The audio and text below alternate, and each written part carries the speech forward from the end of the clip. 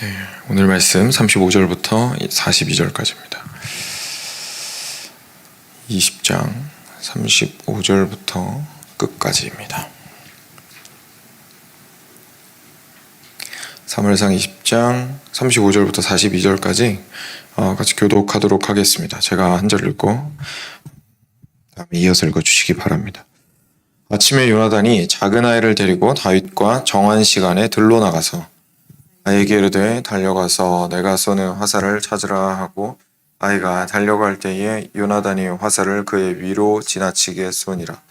아이가 요나단이 쏜 화살이 있는 곳에 이를 지음에 요나단이 아이 뒤에서 외쳐 이르되 화살이 내 앞쪽에 있지 아니하냐 하고 요나단이 아이 뒤에서 또 외치되 지체 말고 빨리 다름질하라 하매 요나단의 아이가 화살을 주워 가지고 주인에게로 돌아왔으나 그 아이는 아무것도 알지 못하고 요나단과 다윗만 그 일을 알았더라. 요나단이 그의 무기를 아이에게 주며 이르되 이것을 가지고 성읍으로 가라 하니 아이가 가매 다윗이 곧 바위 남쪽에서 일어나서 땅에 엎드려 3번 절한 후에 서로 입맞추고 같이 울되 다윗이 더욱 심하더니 요나단이 다윗에게 이르되 평안히 가라. 우리 두 사람이 여호와의 이름으로 맹세하여 이르기를 여호와께서 영원히 나와 너 사이에 계시고 내 자손과 내 자손 사이에 계시리라 하였느니라 하니 다윗은 일어나 떠나고 요나단은 성읍으로 들어가니라. 네, 어제 저희가 함께 본 것처럼 사무엘상에서 우리 사울 왕이 그 마음을 확실히 하여서 다윗을 죽이고자 했다는 것을 저희가 보았습니다. 그리고 실제로 그 마음이 정말 그 미움의 마음이 다윗을 향한 미움의 마음이 너무 커서 자신의 사랑하는 아들마저도 같이 미워하게 되는 그런 상황에 대해서 저희가 함께 살펴보았습니다. 오늘은 그 뒷이야기죠. 그래서 우리 요나단이 이어서 들로 나가서 다윗과 지금 들판에서 바위 뒤에 숨어있는 다윗에게 그때 약속했던 그 신호대로 신호를 보내주는 것을 저희가 볼 수가 있게 됩니다. 그리고 나서 요나단과 다윗이 실제로 이제 헤어지게 되죠. 잠깐 본문을 이제 구체적으로 좀 보면요. 아침 일찍이 되었습니다. 그 잔칫날이 지나고 정월 초하루 날에 다 같이 함께 식사하고 하는 날이 지나고 요나단이 너무 속상해서 식사도 못했죠. 둘째 날에는. 그래서 이제 둘째 날이 다 지나고 셋째 날 아침이 되어서 아이 하나를 데리고 다윗과 정한 시간에 들로 나갔습니다. 그리고 아이한테 말합니다. 내가 화살을 쏘고 어디 있는지 알려줄 테니까 가서 화살 좀 주워와라. 이제 얘기를 한 거죠. 그리고 나서 아이가 먼저 달려가니까 요나단이 아이 앞에 그 화살이 떨어질 수 있도록 아이를 지나쳐서 이렇게 위로 화살을 쏘았습니다. 그래서 아이 앞에 그 화살이 멀리 떨어졌습니다. 그래서 아이가 거의 가까이 왔을 때 요나단이 아이 뒤에서 외쳤습니다. 화살이 너의 앞쪽에 있지 아니하냐? 이미 다윗과 약속이 된 표현이었죠. 화살이 앞쪽에 있다라고 이야기하면 이제 말 그대로 앞으로 이제 도망가라라는 뜻으로 이해하라고 말을 한 적이 있었습니다. 그래서 아이가 요나단이 쏜 화살이 있는 곳에 도달을 해서 요나단이 아이한테 그렇게 이야기를 하고요. 38절에 아이 뒤에서 또 외치되 지체 말고 빨리 다름질하라 하며 요나단의 아이가 화살을 주워가지고 주인에게로 돌아왔습니다. 사실 38절 보면 누가 봐도 다윗한테 한 이야기라는 것을 저희가 알 수 있죠. 지체 말고 빨리 다름질하라. 근데 이 아이는 전혀 알지 못하죠. 상황에 딱 맞게 요나단이 아주 감쪽같이 이야기를 했기 때문에. 그래서 요나단과 다윗만, 그 말을 하는 요나단과 이 이야기를 듣는 다윗만 어떤 일이 일어났는지를 지금 알게 되었습니다. 요나단이 그의 무기를 아이한테 주었습니다. 그러면서 이걸 가지고 이제 성읍으로 들어가거라. 지금 성읍 바깥에 있는 들에서 지금 이렇게 하고 있는 거니까요. 이제 이야기를 합니다. 그랬더니 아이가 이제 돌아갔습니다. 그제서야 바위 뒤편에 숨어있던 다윗이 나옵니다. 그리고 땅에 엎드려서 3번을 절하고 서로 입을 맞추고 같이 울되 다윗이 더욱 심하게 울었습니다. 그때 요나단이 다윗에게 말합니다. 평안히 가라. 우리 두 사람이 여호와의 이름으로 맹세하여 이르기를 여호와께서 영원히 나와 너 사이에 계시고 내 자손과 너의 자손 사이에 계시리라 하였느니라 하니 다윗은 그래서 일어나서 떠났고 요나단은 다시 성읍으로 들어갔습니다. 이렇게 다윗과 요나단이 거의 이제 영별을 하게 되죠. 이후에 거의 만날 수가 없는 상황이 되어버립니다.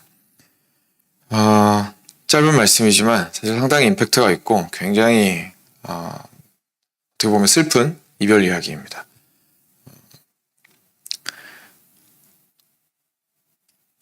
예전에는 이 말씀을 보면서 그렇게까지 슬프다는 느낌을 제가 많이 못 받았던 것 같은데 이번에 말씀 준비하면서는 이렇게 눌려오는 것들이 있더라고요. 이 다윗이 느꼈던 그런 감정들과 요나단이 느꼈던 그 감정들이 그 행간에서 정말 많이 느껴지는 것 같았습니다. 이게 아마 이게 묵상의 힘인 것 같아요. 매일마다 사무엘상 계속 함께 묵상을 해오다 보니까 이야기 안으로 이렇게 쫙 들어가 있어서 이렇게 되는 것 같은데 참 많은 것들을 좀 생각하게 하였습니다. 그래서 말씀에 대해서 이제 구체적으로 좀 생각을 해보죠. 오늘은 평안에 대해서 좀 생각을 해볼 겁니다. 요나단이 다윗한테 평안히 가라라고 이야기했습니다. 그죠? 평안히 가라. 근데 이게 물론 한국말에서도 안녕이라는 표현이 말 그대로 이제 샬롬이란 뜻인데 안녕 하니라고 물어보는 거고 그죠? 처음 만났을 때는 그리고 갈 때는 안녕히 가라라고 이야기하면서 평안히 가라라고 하는 어떻게 보면 히브리어의 그 샬롬에 해당되는 인사말이랑 뜻이 같죠. 저희도 그렇게 인사를 하기는 하지만 그게 이제 입에 붙어서 그냥 뭐 일종의 정말 말 그대로 만났을 때 하는 인사, 헤어질 때 하는 인사지 정말로 안녕을 이렇게 불안할까봐 이렇게 불안해하면서 상대방이 안녕하지 못할까봐 불안해서 그 말을 하진 않죠 보통. 그런데 정말로 그것을 뜻한 바가 있어서 진짜로 너가 안녕했으면 좋겠다라는 의미로 이야기를 할 때도 또 분명히 있습니다. 그래서 여기서 요나단은 그랬던 것 같아요. 그냥 단순히 잘 가라의 뜻이 아니라 정말로 마음을 담아서 너가 평안하기를 원한다. 우리가 평안하기를 원한다. 라고 지금 이야기를 하고 있는 거죠. 근데 저희가 한번 생각을 해보면 지금 현재 이 요나단의 말이 얼마나 수용하기 힘든 것인지 현실을 직시하면 알 수가 있습니다. 그냥 저희가 친구의 좋은 인사로 들으면 그래 뭐 내 사랑하는 친구니까 그렇게 빌 수 있겠지라는 생각이 들겠지만 정말 현실을 지금 현재 있는 그대로 조명을 해보자면 다윗이 처해 있는 현실은 절대로 안녕할 수가 없는 상황입니다. 지금 다윗한테 평안은 우리 눈에는 어떻게 해야만 얻어질 수 있냐면 문제의 근원인 사울이 없어져야만 평안이 얻어질 수 있습니다. 사울이 다윗을 다시 인정을 하고 자기 마음을 돌이키거나 아니면 사울이 죽고 요나단이 왕이 되거나 어떤 그런 일이 아니라면 다윗에게는 평안이 찾아올 수가 없다는 생각을 우리들은 할 수밖에 없습니다. 왜냐하면 지금 현재 이 불안함, 이 안녕하지 못하고 평안하지 못함의 원흉은 사울이기 때문이죠. 지금 요나단이랑 헤어지면 사실상 다윗은 자기를 보호해 줄 사람이 없어집니다. 실제로 내일 말씀을 통해서도 저희가 함께 보게 되겠지만 자기를 보호해 줄 사람이 없어요. 그나마 요나단이 있기 때문에 마음도 함께 나눌 수 있고 그리고 자신을 이렇게 사울로부터 보호해 줄 수 있는 사람도 있었고 어떤 정보도 미리 귀띔을 해주고 그리고 나의 생명을 진심으로 생각해주는 사랑하는 마음이 있는 친구 요나단밖에 없습니다. 저희가 이민사회에 있으니까 그 옆에 처음에 왔을 때 참 불안할 때에 옆에서 도와주는 사람의 소중함을 저희가 또 다들 알고 있잖아요.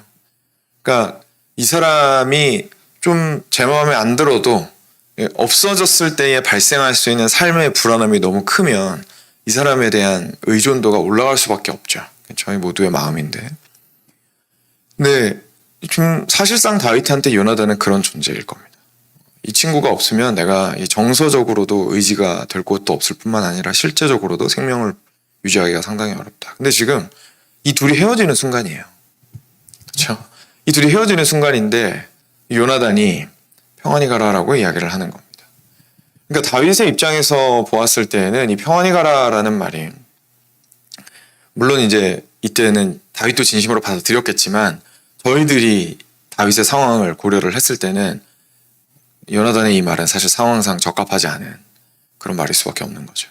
그 어디서도 평안을 찾을 수가 없는 상황이기 때문에 그렇고 무엇보다도 실제로 그나마 있을 법한 평안도 지금 현재 버리고 떠나는 시점이기 때문에 그렇습니다.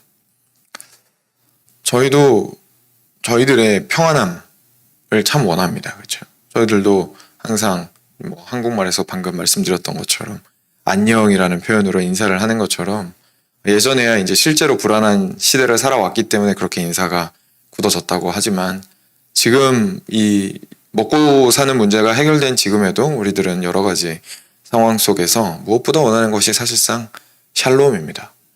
하나님의 그 평안이 온전히 우리 가운데 임하기를 참 원하기 때문에 나오는 거죠.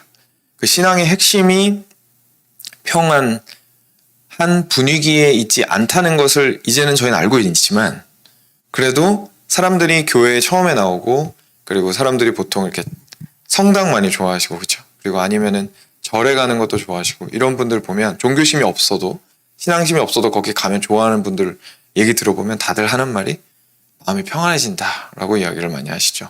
거기서 나오는 파이프 오르간의 웅장한 소리 그리고 약간 신비로운 듯한 어떤 우리 성가대의 찬양 그리고 교회 안에서도 만약에 교회가 그런 분위기들이 좀 많이 만들어져 있다면 거기 앉았을 때에 그냥 발생하는 마음이 차분해지는 듯한 경험들을 통하여서 사람들이 호감을 확 느끼게 되는 일들이 참 많이 있습니다.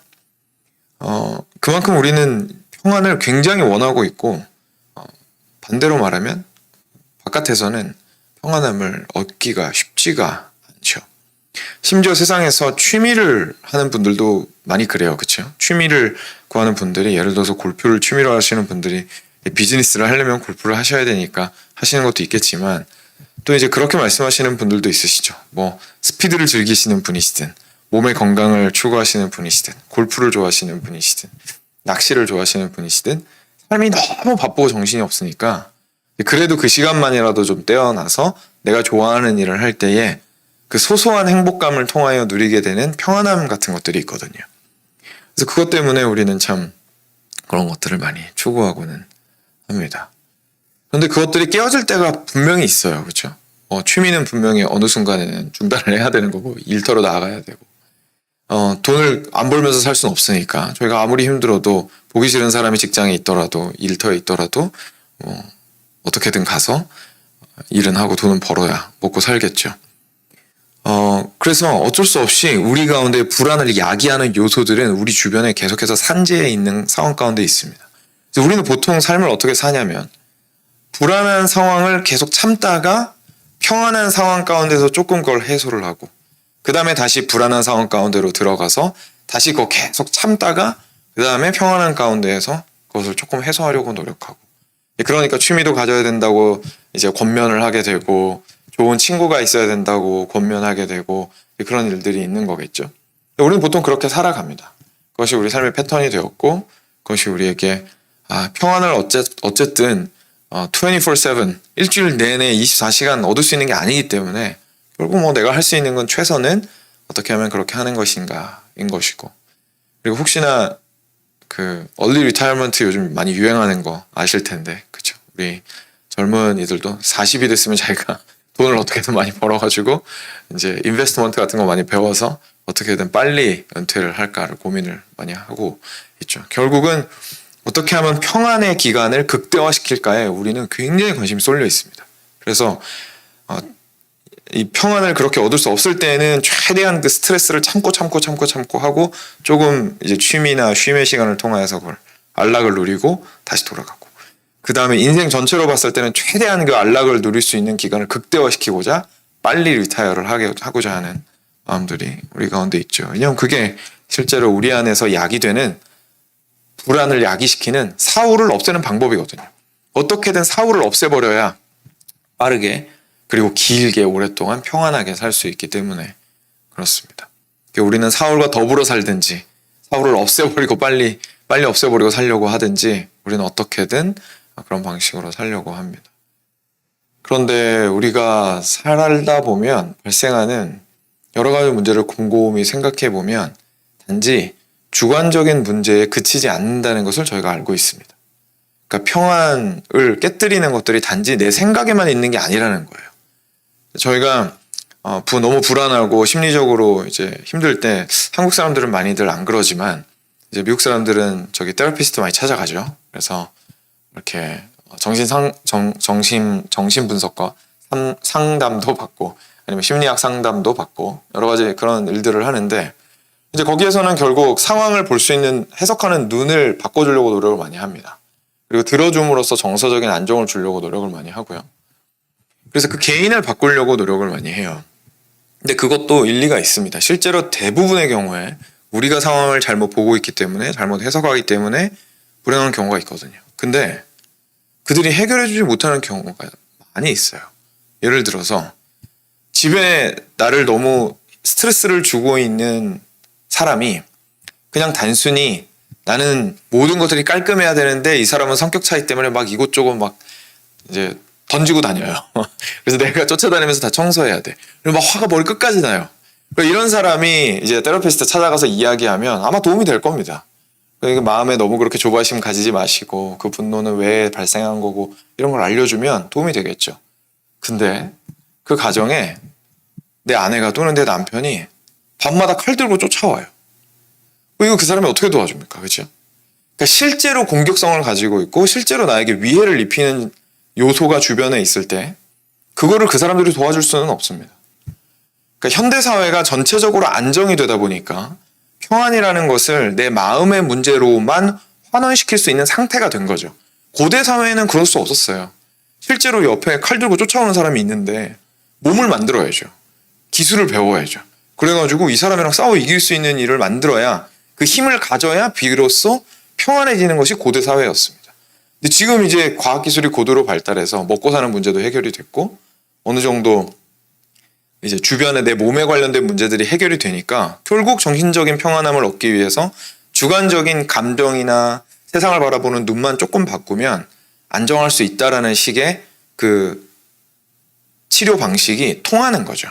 옛날 사람한테 그 얘기 했다가는 정말 무슨 소리 하는 거냐 현실도 모르는 소리를 하고 있어라고 아마 이야기를 했을 겁니다. 왜냐하면 위협이 그만큼 많았으니까요. 사실상 다윗한테 사울은 그런 존재였습니다. 마음을 바꾼다고 해결될 수 있는 문제가 아니에요. 자기 마음을 사울을 사랑해야지. 그런다고 해서 사울이 창 안 던지나요? 그렇죠? 그러니까 내가 어떻게든 사울을 이렇게 다르게 바라보면 사울이 나를 착하게 봐주겠지. 근데 사울은 지금 미움으로 가득 차 있습니다. 심지어 요나단까지도 죽이려고 하는데. 근데 저희가 실제로 삶을 살다 보면 정말로 저희를 불안하게 만드는 진짜 극단적인 요소들은 주로 그런 것들이죠. 저희의 손을 벗어난 문제들. 끊임없이 찾아오는 건강상의 문제. 끊임없이 찾아오는 관계의 문제. 근데 그것도 나는 그래도 최선을 다하고 있고 심지어 막 뭐 심리학 책도 읽어보고 말씀 묵상도 열심히 하고 어떻게든 이 관계에 대해서 제대로 해볼까 막 유튜브도 찾아보고 그래가지고 이 관계를 해결하려고 노력을 많이 했는데 이 사람의 공격은 끊임이 없어요. 계속 들어와요. 이 사람의 미움은 계속 올라오고. 그러니까 실제로 그런 상황들 때문에 저희들은 인생 가운데에서 정말로 많이 힘들어하게 되고 넘어질 수밖에 없게 되는 거죠. 실제 오늘 다윗이 우리한테 보여주는 상황은 그냥 조금 인생 가운데에서 불안한, 기분 나쁜, 조금 상처받은 그 정도 수준의 문제가 아니라 실존하고 있는 위협에 대한 문제입니다. 근데 그런 상황 가운데서도 어떻게 평안할 수 있겠느냐라는 것이 오늘 요나단의 인사에서 나오는 겁니다. 요나단이 정말로 진지하게 다윗한테 요나단이 누구보다 잘 알고 있을 겁니다. 사랑하는 친구. 지금 여기서 탁 떠나면 온갖 고생 진짜 내가 도와줄 수 있는 것도 여기까지고 온갖 고생을 다 할 텐데 그 사실을 누구보다 잘 알고 있는 요나단이 다윗한테 평안히 가라라고 이야기를 하고 있는 거죠. 그래서 우리 손으로 어떻게 할 수 없는 그런 상황 가운데에서 이 평안함을 구하는 요나단은 왜 그렇게 할 수 있었을까요? 뒤에 보면 이렇게 나오죠. 우리 두 사람이 마지막 절입니다. 우리 두 사람이 여호와의 이름으로 맹세하여 이르기를 여호와께서 영원히 나와 너 사이에 계시고 내 자손과 너의 자손 사이에 계시리라 하였느니라 하니 그제서 다윗과 요나단이 헤어지게 됩니다. 다윗이 아주 많이 울었어요. 굉장히 많이 울었습니다. 저희가 보통 많이 받은 사람이 많이 울죠. 다윗이 요나단한테 받은 게 정말 많았기 때문에 다윗이 이 형님 떠나기가 너무너무 힘들었던 것 같습니다. 당연한 얘기지만. 그래서 막 눈물 콧물 다 짰습니다. 그런데 요나단이 이야기합니다. 사랑하는 다윗아, 괜찮다. 평안히 가거라. 왜냐하면 나와 너 사이에 있는 것은 단순히 우리의 어제도 나눴지만 주관적인 사랑의 감정이 아니라 언약의 하나님이시다라는 이야기를 지금 하고 있는 겁니다. 우리의 관계의 가운데에 우리 각자의 평안을 주는 것은 우리 서로 간의 관계이다. 서로가 의지하고 서로를 위하고 사랑하는 이 관계 안에서 우리가 평안한 거 맞다. 그런데 그거 아니야? 이 사랑 절대로 깨뜨릴 수 없다. 무엇으로도? 우리 아버지의 미움으로도. 지금 현재 물리적으로 나와 너가 이렇게 헤어지고 도망가고 하는 상황조차도 절대로 우리 간의 사랑을 깨뜨릴 수 없다. 우리의 우정은 영원할 거고 우리의 우정은 다음 세대로까지 이어질 거다. 이건 단순히 개인적인 관계의 문제가 아니라 내 집안과 너의 집안은 온전히 언약을 맺어서 서로 버팀이 되고 서로 사랑하고 서로 위해주는 관계를 지속적으로 이어나갈 거다. 왜? 왜냐하면 우리는 하나님께로부터 언약을 얻은 자들이기 때문이다. 라고 지금 사실상 요나단이 이야기를 하고 있는 겁니다.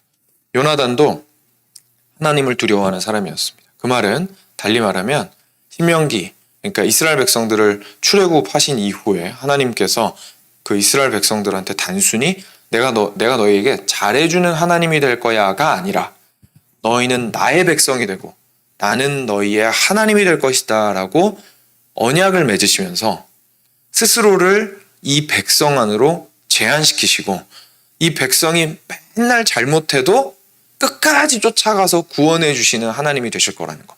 그런 게 관계잖아요. 그렇죠? 관계라는 건 틀어져도 끝까지 쫓아가서 내가 너 사랑하니까 너 제발 정신 좀 차려라. 이게 관계잖아요. 관계가 아니고 그냥 이렇게 잘할 때만 뒤를 봐주는 하나님이셨다면 얘기가 달라집니다. 이스라엘이 잘못하면 하나님께서 내가 사람 잘못 봤다. 그리고 돌이키시면 되는 거예요. 그런데 그렇게 하지 않으시고 관계를 먼저 맺으셨다는 것은 언약을 맺으셨다는 건 네가 도망가든 네가 죄를 짓든 심지어 나한테 칼을 들고 쫓아오든 나 너 고쳐서 쓸 거다. 라고 하나님께서 말씀하신 겁니다. 나는 절대로 내가 너의 하나님이라는 사실을 포기하지 않을 거다. 네가 어떤 모습이든지 나는 너의 하나님이다. 그 하나님을 두려워했다는 뜻입니다. 요나단이 하나님을 두려워했다고 할 때는. 그렇기 때문에 요나단이 하나님을 두려워했다는 것은 자신의 하나님이 되시는 하나님을 굳건히 믿고 그 언약 안에 거했다는 뜻이죠. 다윗도 그랬습니다. 그리고 그 하나님과 맺은 그 언약 안에 굳건히 거했던 두 사람이 우정의 약속을 하였을 때에는 그 언약은 하나님을 중심으로 하여 서로를 끝까지 사랑하겠다는 언약이었던 거죠. 이것이 우리 인간들의 사랑의 근거입니다. 그리고 이것이 우리의 평안함의 근거가 됩니다. 아무리 힘든 여행길이고 인생길이어도 옆에 함께하는 사람이 듬직하면 또는 듬직하지 않고 비실비실대도 서로를 향한 사랑이 아주 강하면 그 길을 함께 갈 수 있거든요. 그렇죠? 함께 갈 수 있습니다. 근데 그 사랑을 세상도 찬양합니다. 아름다운 우정, 아름다운 연인들의 사랑의 관계, 그것이 인생을 살아가게 만든다는 것 찬양합니다. 그렇지만 그들이 놓치고 있는 건 어디서부터 그 사랑이 오는지는 알 수 없습니다. 그런데 오늘 말씀이 우리한테 보여주는 건 하나님의 언약 안에 온전히 거하는 두 사람이 서로와 언약을 맺었을 때에 그 안에서 발생하는 사랑이 온전히 서로를 평안하게 해준다라는 것을 알게 되는 거죠. 단순히 등 토닥이면서 괜찮아, 형이 항상 기도할게. 그렇게 하고 등 돌리고 가고 끝난 게 아니라 우리가 우리의 관계는 절대로 끝나지 않는다. 우리는 영원한 사랑의 관계이며 우리의 자녀들까지도 우리는 서로 사랑하는 관계가 될 것이다 라고 이야기를 할 만큼 그들이 온전한 언약 관계에 들어갈 수 있었던 그 근거는 그 각자가 하나님 앞에 언약의 하나님 안에 있었기 때문이다 라는 사실을 제가 오늘 깨닫게 됩니다. 사랑하는 여러분, 저희를 그래서 오늘 좀 두 가지 정도로 생각을 해볼 수 있을 것 같습니다. 첫 번째는 결국 오늘의 상황 가운데서 어떤 상황이 다가오든 여기에서 이제 어떤 상황은 앞에 길게 저희가 함께 좀 생각해 보았던 단순한 불안한 상황이 아니라 실제로 막 공격이 들어올 수도 있고 나를 힘들게 하고 내가 뭐 손쓸 수가 없는 나의 불안, 내가 마음을 다스린다고 해서 해결이 안 되는 그 상황 가운데 내가 있을 때에도 온전히 평안할 수 있는 것은 내가 이 땅 가운데서 소멸한다 할지라도 끝까지 나를 붙들고 계시는 하나님께서 나의 하나님이 되심을 단 한순간도 멈추지 않으실 것이다 라는 그 믿음 안에서 나오는 겁니다. 근데 그 믿음이 언약에 근거를 하고 있기 때문에 내 믿음에 가끔 떨어질 것 같을 때에도 확실히 믿을 수 있는 거죠. 이건 너무나 커다란 위로인 겁니다, 저희한테.